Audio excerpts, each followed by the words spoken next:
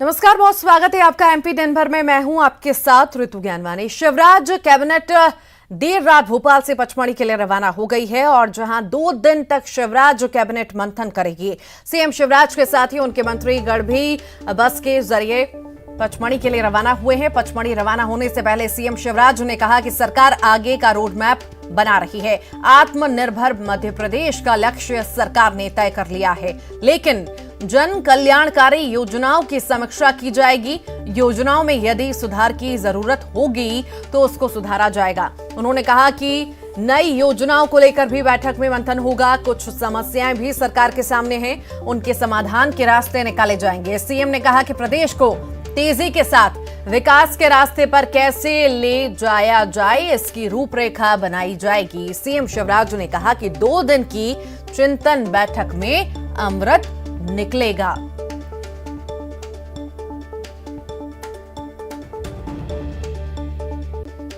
इनके चिंतन के लिए साथ में पचमढ़ी जा रही है। बीच में भी हम चिंतन की बैठकें करते रहे हैं, लेकिन वो एक दिवसीय होती थी। आगे का रोड मैप बना रहे हैं। आत्मनिर्भर मध्य प्रदेश का लक्ष्य हमारा तय है, लेकिन एक बार फिर से जन कल्याणकारी योजनाएं जो लगातार जारी है उनकी हम समीक्षा करेंगे। अमृत ही निकलेगा। पूरी टीम एक दिशा में जन कल्याण के लिए सोचेगी, विचार करेगी। जब विचार करते हैं और सकारात्मक दृष्टि लेके लोक कल्याण के लिए विचार करते हैं तो अमृत निकलता ही है। धार में आंगनबाड़ी कार्यकर्ता और सहायिकाएं पिछले 5 दिनों से अपनी विभिन्न मांगों को लेकर धरना प्रदर्शन कर रहे हैं। आंगनबाड़ी कार्यकर्ताओं ने कोर्ट रोड स्थित अभिव्यक्ति स्थल पर यह धरना दिया। शुक्रवार को सद्बुद्धि यज्ञ के जरिए विरोध जताया गया है, जिसमें पूरे जिले से बड़ी संख्या में आंगनबाड़ी कार्यकर्ता और सहायिका शामिल हुई हैं। कार्यकर्ता और सहायिकाएं वेतन वृद्धि सहित कई मांगों को लेकर प्रदर्शन कर रही हैं। प्रदर्शनकारियों ने चेतावनी देते हुए कहा है कि अगर इनकी मांगें पूरी नहीं होती हैं तो धरना प्रदर्शन जारी रहेगा।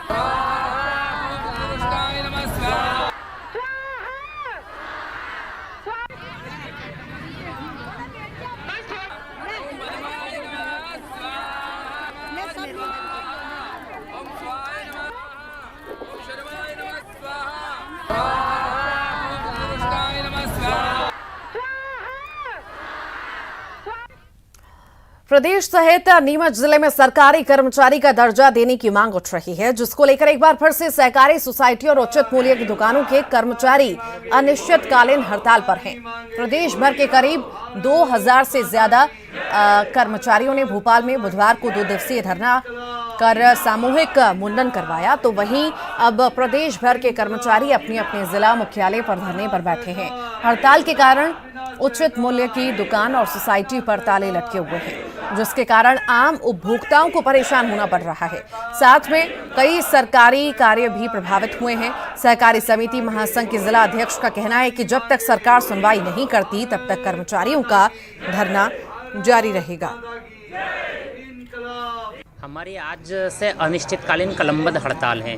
हम अनिश्चितकालीन कलमबद्ध हड़ताल पे बैठे हैं क्योंकि अभी संस्थाओं के बड़ा महत्वपूर्ण कार्य जैसे समर्थन मूल्य खरीदी का जो तैयारियां थी और 28 मार्च ड्यू डेट होने के कारण जो किसानों की वसूली है वो बहुत प्रभावित हो रही है, जिसका हमें भी दुख है और इसके कारण हमारी संस्थाएं लॉस में भी जा रही है, ये भी हमें ज्ञात है। किंतु हमारी जो वर्षों से चली आ रही एक ही मांग है हमारी कि हमको कर्मचारी का दर्जा मिले, हमको एक वेतनमान जारी हो जाए, जो कि सरकार अभी तक हमारी सुनवाई करने को तैयार नहीं हो रही है।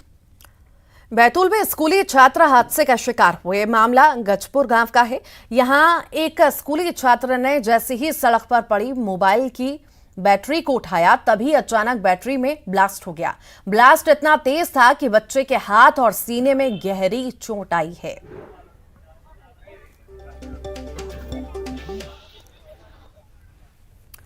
और अब बात करेंगे देवास की, जहां पुलिस ने एक गोदाम पर छापेमारी की है। भारी मात्रा में नकली डीजल और नकली यूरिया जब्त किया है, जिसकी कीमत लगभग 80 लाख रुपए आंकी गई है। पुलिस ने मौके से 4 आरोपियों को गिरफ्तार किया। मुखबिर की सूचना पर यह कार्रवाई की गई है। पुलिस के मुताबिक आरोपियों से पूछताछ के बाद कई बड़े खुलासे हो सकते हैं।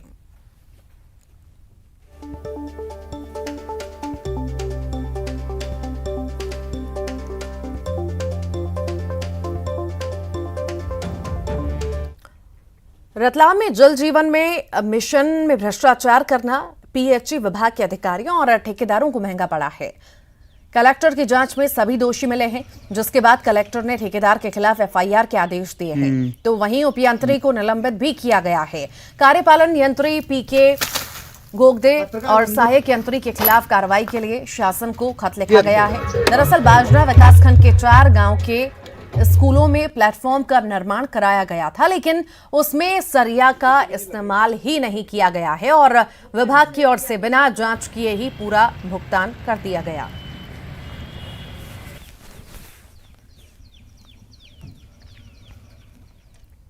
और अब बात करेंगे भोपाल की, जहां पर क्राइम ब्रांच ने आज बदमाशों की क्लास लगाई है। करीब 3 महीने पहले जेल से छूटे हुए बदमाशों को थाने बुलाकर पूछताछ हुई, उनके रूटीन शेड्यूल की जानकारी ली गई।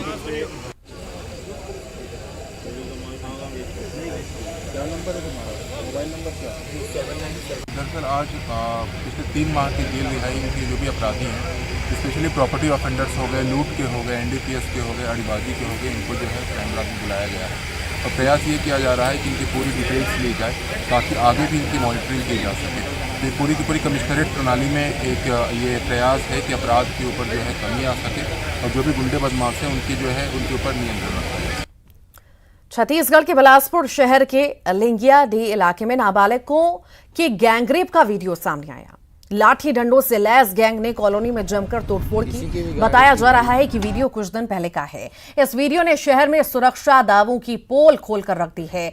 पुलिस सड़क पर पेट्रोलिंग का दावा करती है, लेकिन उत्पात मचाते इस गैंग को देखकर तो ये नहीं लगता। उधर पुलिस का कहना है कि मामले में कुछ आरोपियों को गिरफ्तार कर लिया गया है, जबकि दूसरों की तलाश जारी है।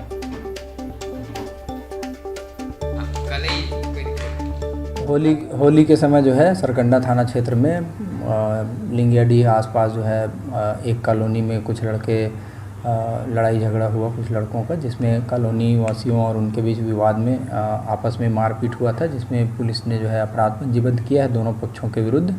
उसमें लड़कों के द्वारा कॉलोनी में घुसकर कुछ बाइक और कुछ विद्युत मीटर को छेड़छाड़ और तोड़फोड़ किया गया था और काउंटर उसमें जो है कॉलोनी वालों द्वारा उनके साथ भी मारपीट की गई थी।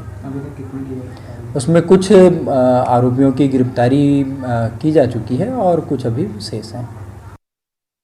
बस्तर में आदिवासियों के बीच मसीहा के रूप में चर्चित और बस्तर रियासत के अंतिम महाराजा रहे स्वर्गीय प्रवीर चंद्र भंजदेव के पुण्यतिथि पर उनको याद किया गया। राजमहल परिसर के पास प्रवीर चंद्र भंजदेव प्रतिमा स्थल में एक सभा रखी गई।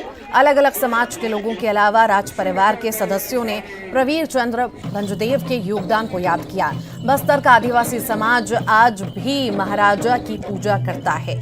1936 में महारानी प्रफुल्ल कुमार देवी के निधन के बाद प्रवीर चंद्र भंजदेव का लंदन में राज्य तिलक हुआ था। बस्तर रियासत के सबसे लोकप्रिय राजा के तौर पर उनको याद किया जाता है। 25 मार्च 1966 को राजमहल परिसर में गोली कांड हुआ था और इसी दौरान उनको गोली लगी थी।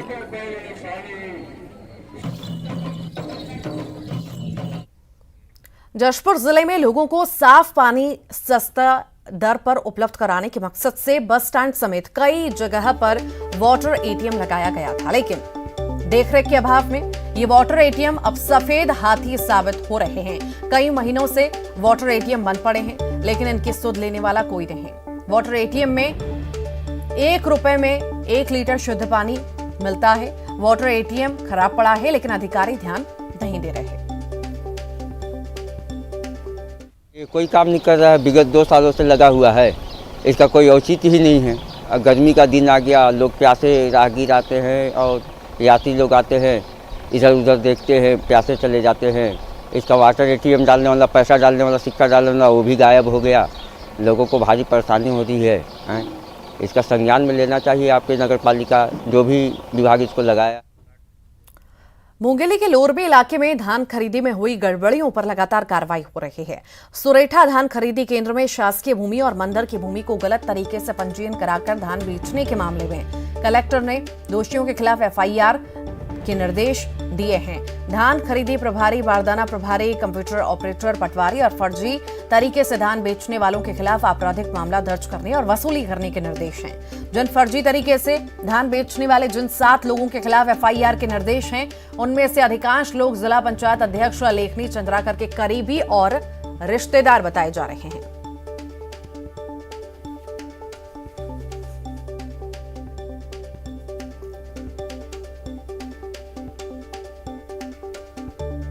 बात करेंगे सूरजपुर की, जहां पर बढ़ती गर्मी के दौरान आगजनी से मामलों की रोकथाम के लिए जिला कलेक्टर ने कदम उठाया है। कलेक्टर ने अब डीएमएफ मद से एक अग्निशमन वाहन देने का निर्णय लिया है।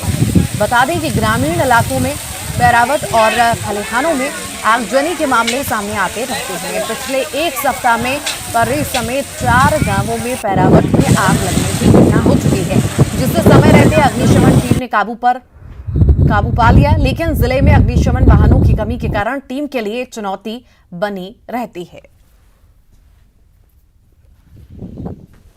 अग्निशमन गर्मी है, लगातार आगजनी की बातें सामने आती है। अग्निशमन जो यहाँ पर की व्यवस्था है उसको लेकर पिछली डीएमएफ की शासी परिषद में हम लोगों ने तय किया था कि एक नया अग्निशमन यंत्र लिया जाएगा।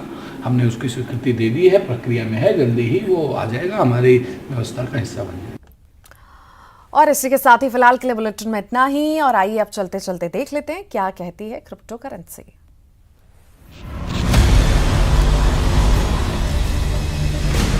ज़ेड-पे and News 18 network present crypto की समझ। नमस्कार, स्वागत है आप सभी का ज़ेड-पे और न्यूज़ 18 नेटवर्क की पेशकश क्रिप्टो की समझ के इस एपिसोड में, और मैं हूं आपके साथ विभा उपाध्याय। यहां हम आपको बताते हैं क्रिप्टो जगत के अहम खबरें और जानकारियां। सबसे पहले नजर डालते हैं क्रिप्टो से जुड़े कुछ खास खबरों पर। यूक्रेन के राष्ट्रपति जेलेंस्की ने क्रिप्टो करेंसी मार्केट लीगलाइज करने का बिल साइन किया। यूक्रेन के राष्ट्रपति वोलोदिमीर जेलेंस्की ने एक विधेयक पर हस्ताक्षर किए जो कानूनी तौर पर देश में क्रिप्टो करेंसी बाजार के लिए रास्ते खोलता है। वर्चुअल एसेट्स पर इस बिल को पहले यूक्रेन के डिजिटल ट्रांसफॉर्मेशन मिनिस्ट्री और इंडस्ट्री रिप्रेजेंटेटिव्स के संयुक्त प्रयास से विकसित किया गया था। पिछले महीने यूक्रेन की लेजिस्लेचर ने बिल पर विचार किया और उसे पारित किया। जेलेंस्की के हस्ताक्षर के साथ बिल अब कानून बन गया है। यूक्रेन के डिजिटल ट्रांसफॉर्मेशन मिनिस्ट्री ने क्रिप्टो करेंसी डोनेशंस के लिए एक वेबसाइट भी बनाई है। वेबसाइट में 13 अलग अलग करेंसीज को लिस्ट किया गया है, जिन्हें और जिनके दिए डोनेशंस को देश स्वीकार करता है। मंत्रालय की वेबसाइट के जरिए ये डोनेशन यूक्रेन के सशस्त्र बलों और यहां चल रहे मानवीय प्रयासों को मिल रही है।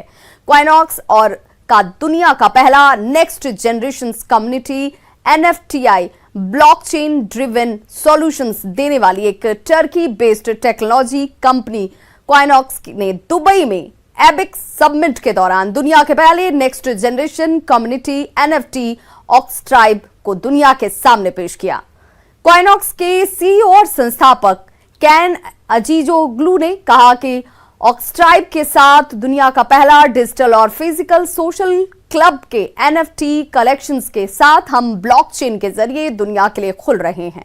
इस बात पर जोर देते हुए ऑक्सट्राइब क्वाइनॉक्स द्वारा बनाए गए जायंट इकोसिस्टम का एक खास हिस्सा है।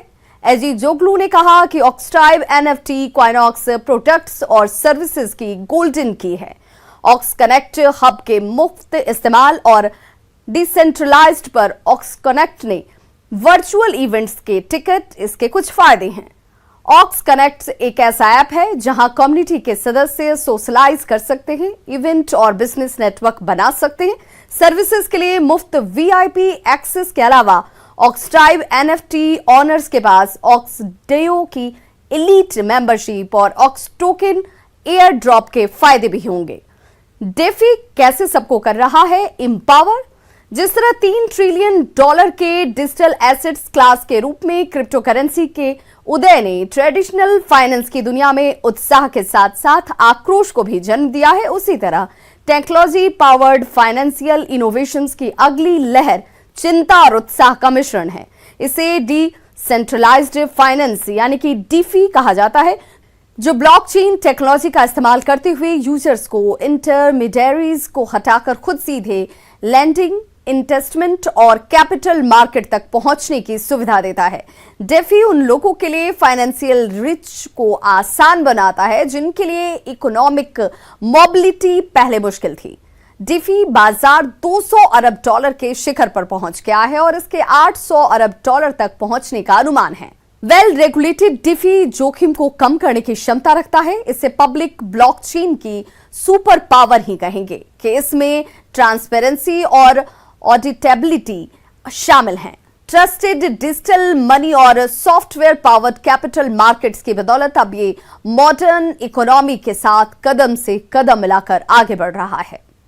तो क्रिप्टो की समझ के इस एपिसोड में इतना ही। क्रिप्टो से जुड़े खबरों और जानकारियों के लिए अगले हफ्ते फिर से मिलेंगे। Till then take care and bye bye.